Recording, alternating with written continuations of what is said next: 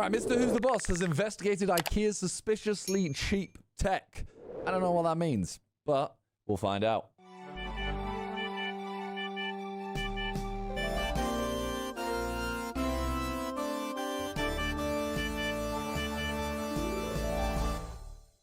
All right.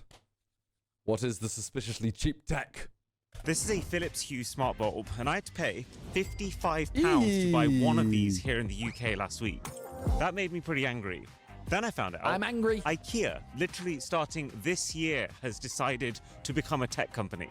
They've just had their biggest ever smart home push. Bro, his videos are filmed so well. Like, even that transition was so seamless. Their light bulb is £7. So I bought every single IKEA tech product I could find. No, literally. I bought their new giraffe lamp. I found smart tea lights. I even discovered a cabinet that secretly opens up into an entire gaming station. What? Where are you? So, carrying no fewer than 47 IKEA products, I scurried back home, desperate to find out how this stuff can actually be as good value as it seems to be. He is a tech YouTuber. I know, but like... So I've only just started setting up these products. Quality's just prioritizing my mad. new home, the gaming closet. But right now, at least, this feels a little bit too good to be true. Like, these mad lads made a MagSafe charger for £9. Yes, it's very light and it can wobble, but if you just stick it down, that's insane value. And the lighting. I thought this £7 smart bulb would have some very obvious caveat when I plugged it in, but there's an app. You turn it on and off from your phone, there's a brightness slider to the side, and you can choose any color on the spectrum. I have found that Philips does also sell an affordable bulb, but even their absolute cheapest is 3 times the price of IKEA's. It's the same brightness as IKEA's. Oh yeah, and it scores an F in energy efficiency compared to a D. And the Am I going to end up just buying loads of stuff from this? Because he's... I mean, I'm hoping that it kind of turns and there's a reason why thing with all this IKEA we're stuff paying is more. It's still based on Matter, which is the latest standard in smart homes designed to be kind of like a shared language that lets all types of devices from all different companies play nice with each other. It means that I could say to this Alexa hub, Alexa, lights blue. Like the toaster. I want to use it. Okay. Okay, that works. Or I can use a £4 IKEA Matter remote, and it's so sick because clicking down turns the light on and off. You can scroll this wheel. 7 out of 10 satisfying. But then also press down at the bottom of the remote to switch which group of Matter devices that I want to be controlling. The idea being that those devices could be almost anything, even one of these. So this is the new IKEA color light strip. £13, by the way, compared to the minimum that I can find Philips for. Yeah, because those are... I guess what they've cut together. You can tell that... I mean, I know they're expensive. There is, this doesn't directly connect to anything. It's not Matter. The only way you typically control it is this button to turn it on and off, and this one to change color. But yeah, so what you can do then is connect it up to one of these Matter smart plugs, which will then let my Matter smart remote talk to it. And it has memory. When I turn it on, it's remembering what color it was set to before I turned it off. Am I nerding out over furniture store LEDs? Yes, but the configurability here for the money is like everything I've been searching for. Well, so I thought at this point. Okay. Things are about to take a dark turn soon. Okay, good. IKEA's also made a bunch Good, of... because this was just setting it up to be like, everyone has wasted their money. Unlucky guys. Matter sensors. Rossi, they've got 8 months. I've also managed to catch them all. Oh, I'm not sure. So there's a £7 door sensor, which I've stuck inside the gaming cabinet, because it means that every time this door closes, this part of the sensor, which is just a magnet, changes the magnetic field. That's picked up by the Hall effect sensor in the main body, which then sends a Matter signal out to everything here, including all the non-smart stuff like these light strips, because of those Matter plugs. That was so well timed. And then because it's configurable, I can also get it to like ping me a notification to let me know that the door's been opened or closed. There's a motion sensor too, which can do the same thing, but in response to, let's say, you walking into the room. And you can do crazy stuff. Like this right here is IKEA's temperature and humidity sensor. £5, by the way. And you could set this so that the moment it picks up that the lights are making this cabinet hot beyond a certain point, they just get switched off. And by the way, this isn't just running Matter, the universal language. It's Matter, but based on a layer of technology called Thread, which should be better than the more traditional Wi-Fi smart home Yeah, this is tech. ridiculous. Your Thread essentially means that instead of each of your products needing to communicate This with your literally Wi-Fi just seems like an router IKEA first, ad they right actually now. just talk directly to each other, and each one acts as its own signal repeater, so it extends the range way past most routers. And it's a self-healing system, so if one device goes down, another one can just fill in that gap and keep the network going. You do still need a hub, but the cool thing about Thread is that that hub can be any kind of newish smart home product. There's no like catch an on getting Amazon to IKEA, Echo 100%. or an Apple TV 4K, things you might already have. To be clear, plenty of he companies did are already say using this combination takes a of Metro turn. over Thread. Just not at this price. I don't actually understand. Like, how is this even a viable business model? This is a £5 product. £1 is just tax here in the UK, so IKEA is making £4 from selling this. How in £4 are you managing to cover the temperature and humidity sensor itself, the system on a chip required to run the thing, the materials, the display, the assembly, the packaging, the cost of retail, and then somehow still keeping room to make a bit of profit? Just gone into a bit of a rabbit hole online, and turns out you can actually find the exact sensor that IKEA is using in one of their products, their air quality meter, which they're selling for £25. But it's this, look, the Sensirion Sen 63C. And if you search that up, this one sensor alone is worth like £28. So yeah, obviously IKEA is getting massive bulk discounts on parts, but still, this would be a bit like if someone was selling a complete gaming PC. I feel like even the music turn there is just going to be like it's about to get really like dark. This is, it does feel like an ad. For the price that you could also find just like the graphics card inside of it alone. I think IKEA has a particularly strong incentive right now to establish themselves in this space. So they've chosen to make next to no money at all on this stuff because they know that they're already the home company, and if they get this tech transition right, they will also become the smart home company, and that could be worth billions. I just tried some of their bedroom products. There are so many IKEA products that they don't make a profit on purpose. I mean, that is a very smart logic of like, if they can just become the smart home place. They're already the home furniture place. This stuff is not matter. It's actually a bit less smart, but it might be even better value than the smart stuff. Like for £1.50 a pop, we've got things like the cabinet lights. They've got motion sensors inside to pick up when you open doors or drawers. Nice and bright too.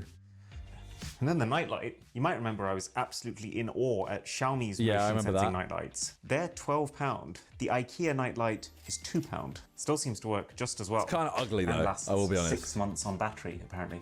There's an interesting thing I've started to notice with IKEA products. Oh, still works. This company is not really like most tech companies, where they come across like they're designing products with one hive mind, and each product has the exact same philosophy. Every IKEA product seemingly has its own assigned designer. Maybe it's like whoever came up with the idea for something becomes the lead producer of it, which is probably pretty normal when it comes to furniture. But kind of weird with tech, because it means that each product functions a bit differently. But then the upside is some of this stuff is so creative. Like, look at this really nice, weighty glass bowl. This is where you chuck your stuff, like your keys, your chewing gum, your micro Game Boy Color. For some reason. But then you can stick your phone onto this magnetic puck, and that's kind of cool. And then press down, it's a light too. I don't know about you, but I think that's pretty delightful for £15. That's pretty solid, you know. £15, you get all of that. I'm confused. We're almost halfway in the video and we still haven't got it. Are £5 each. I say each because the idea is you just press one. What does he do with all this extra stuff? I did clock his background, yeah. What does he do with all this extra? Like, you see how I get all the extra cards and stuff, and I was like, what do you do with your extra cards? What does he do with all his extra tech? Button to pair 2 of them together, and you can do this with up to 100 of them. You probably shouldn't. They don't sound very good, but you can, and that's kind of fun.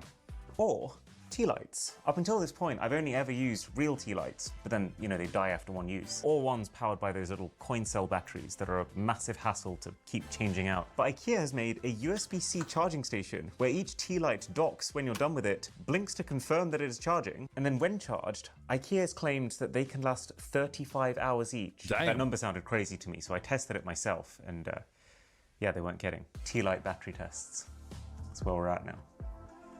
What are they sitting on? An IKEA table that is also an air purifier. And credit to David. We have an air purifier in our bedroom, and I'm starting to think they're just a giant scam, you know. Like,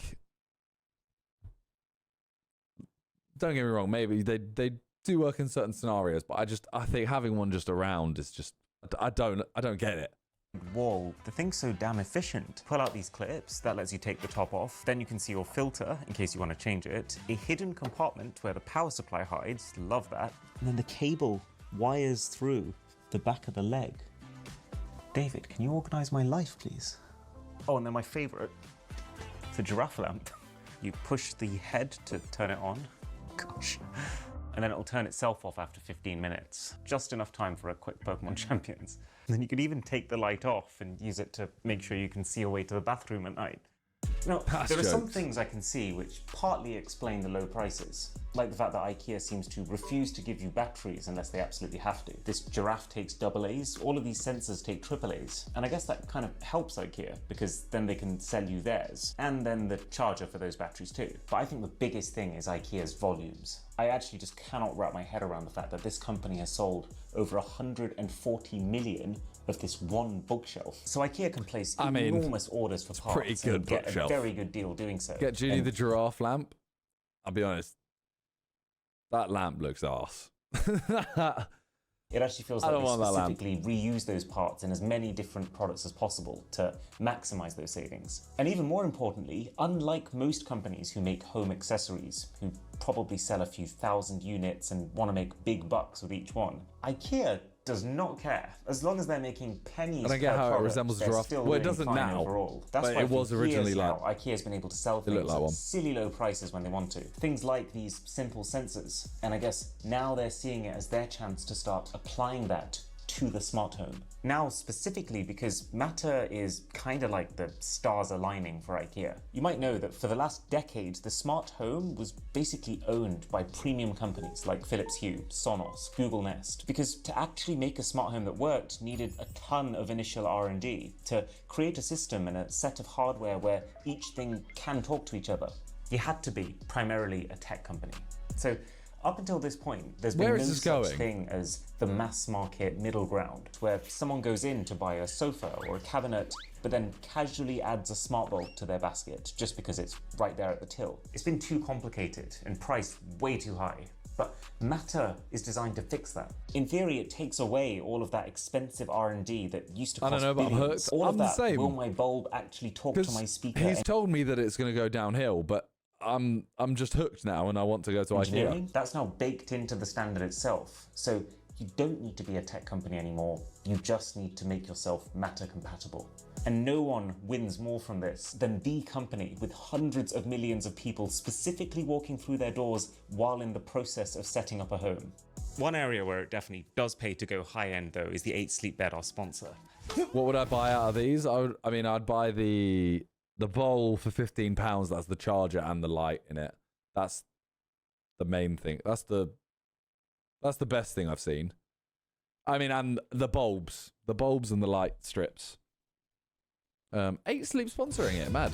Which I've been using for over a year at this point, instead of the bed that I spent 10 times more money on, because I tested them and to my shock/despair, this made me sleep better. And it's not even close anymore, because you know how every single sleep device measures your sleep score with a number, right? Well, 8 Sleep have just upgraded their app with a sleep agent, powered by AI, that can also tell you why you slept the way you did, and then fix it. Like the last 2 weeks, I've been knee-deep working on an investigation video, and I've been stressed. But this app is not just noticing that and giving me suggestions for how to fix it by itself, but it's also taking matters into its own hands and making 30 different adjustments while I sleep. And with my code BOSS, you can get $350 off the latest Pod 5. You have 30 days to try it. It is super expensive. I don't think you'll be sending it back. It is really good. I'm really on the fence of sleep scores though, because I truly believe that there is don't get me wrong, you might wake up and you're like, I feel great. You look at your score, it says you slept great. But I truly believe that if you look at your sleep score and it tells you it was bad, you will believe you had a bad sleep. Like you wake up, you think, all right, look at the app. Oh, I got a sleep score of 61 out of 100. I don't know. It's falling apart, guys. But I do like the 8 sleep. I did the whole spiel about why all this Matter stuff should be incredible, but it's been 4 days of living with our IKEA tech, and it is not going well. Like CJ, this donut lamp, which, by the way, on its own is already kind of disappointing, because it's the exact same tech as that £7 smart bulb. Same app, same features, but just now, because it's in a mouth-blown glass container, it's £55. It doesn't even have zone light. Is it 100% accurate? That's what I don't know. Like, how do I know if it's accurate? I'm just getting told something, and that's what it is.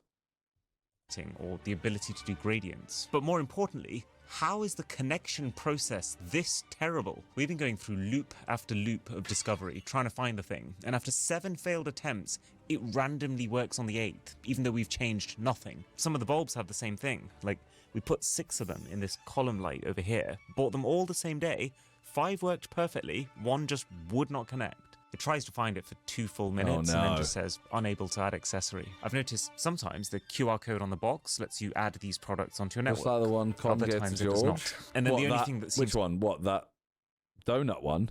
Doris, leave it at 75 months. To work when that happens is resetting the hub and then manually entering the unique device numbers that you can find on the products. And while I've been dealing with that, some of the lights that originally set up fine have now started showing that they're offline when they're clearly on. My precious Matter remote has gone super laggy sometimes.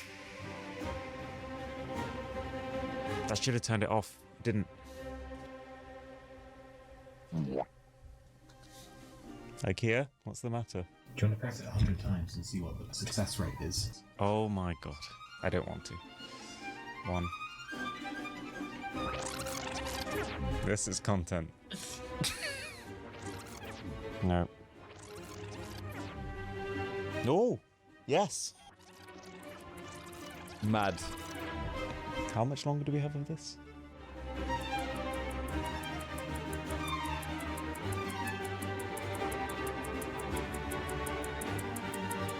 "46 successes. Damn. Oh dear. Still, you know, you see that and then this is honestly, this is the worst, like, that's the most frustrating thing about any of the, like, anything like this. When it doesn't work, like, a couple times when I had, like, key lights and stuff and they wouldn't connect, I went, oh, that would drive me mad. This stuff, to be fair, is expensive, but everything actually has connected really well. Maybe it's just me. Then I looked online. Reddit is full of, I bought IKEA's Matter products, nothing will connect. There's some positive reviews on the IKEA site, but then nearly as many 1 stars, with pretty much each person talking through everything they've done to try and get this stuff to work, and then how it still doesn't. I even found someone who's tried to pair 59 of these Matter remotes, and they've only managed to successfully pair 29. They've got this 11-step troubleshooting technique it's literally they followed, 50-50. and according to them, it fixed nothing. So they're estimating a 50% defect rate, which kind of horrifyingly lines up with the near 50% negative reviews on their site and the 50% success rate of the remote. I mean, regardless of which way you look at it, it's completely unheard of. What if your car only started 50% of the time? The more I look into this, the more it feels like ultimately Matter is just not ready.